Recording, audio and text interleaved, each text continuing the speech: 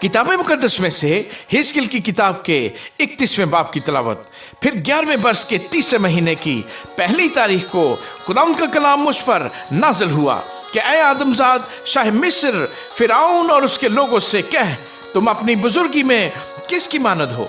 देख, असूर लुबनान का बुलंद देवदार था, जिसकी डालियां खूबसूरत थीं और पत्तियों की कसरत से वो खूब सायादार था, और उसका कद बुलंद था और उसकी चोटी घनी शाखों के दरमियान थी।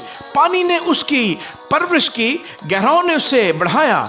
उसकी नहरें चारों तरफ जारी थी और उसने अपनी नालियों को मैदान के सब दरख्तों तक पहुंचाया।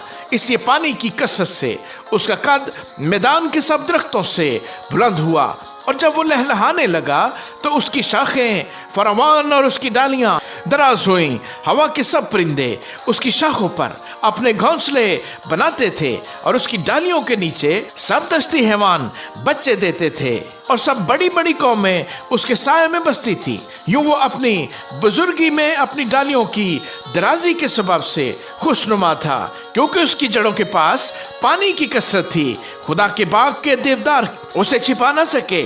सरू उसकी शाखों और चनार उसकी डालियों के बराबर न थे, और खुदा के बाग का कोई दरख्त खूबसूरती में उसकी मानद न था। मैंने उसकी डालियों की फरावानी से उसे हुस्न बख्शा, यहाँ तक कि अदन के सब दरख्तों को जो खुदा के बाग में थे उस पर रश्क आता था। इसलिए खुदा यूं फरमाता है कि चूंकि उसने आपको बुलंद और अपनी चोटी को घनी शाखों के दरमियान ऊंचा किया, और उसके दिल में उसकी बुलंदी पर गरूर समाया, इसलिए मैं उसको कौमों में से एक जबरदस्त के हवाले कर दूंगा। यकीनन वो उसका फैसला करेगा। मैंने उससे उसकी शरारत के सबब से निकाल दिया, और अजनबी लोग जो कौमों में से हैबतनाक हैं उसे काट डालेंगे और फेंक देंगे।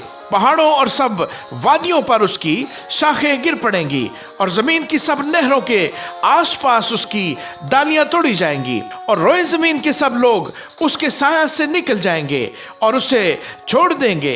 हवा के सब परिंदे उसके टूटे तने में बसेंगे, और तमाम दस्ती जानवर उसकी शाखों पर होंगे, ताकि लबे आब के सब दरख्तों में से कोई अपनी बुलंदी पर मगरूर ना हो, और अपनी चोटी घनी शाखों के दरमियान ऊंची न करे, और उनमें से बड़े बड़े और पानी जज्ब करने वाले सीधे खड़े न हो, क्योंकि वो सब के सब मौत के हवाले किए जाएंगे, यानी जमीन के असफल में बनी आदम के दरमियान जो पाताल में उतरते हैं। खुदा यूं फरमाता है कि जिस रोज वो पाताल में उतरे मैं मातम कराऊंगा।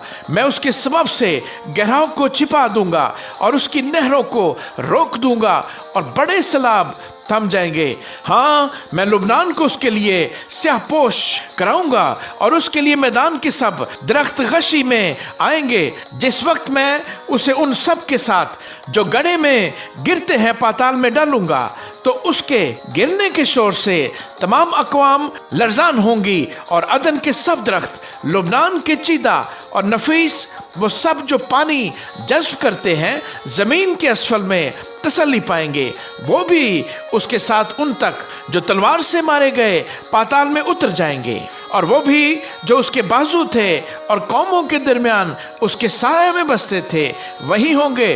तू शान और शौकत में अदन के दरख्तों में से किसकी मानद है?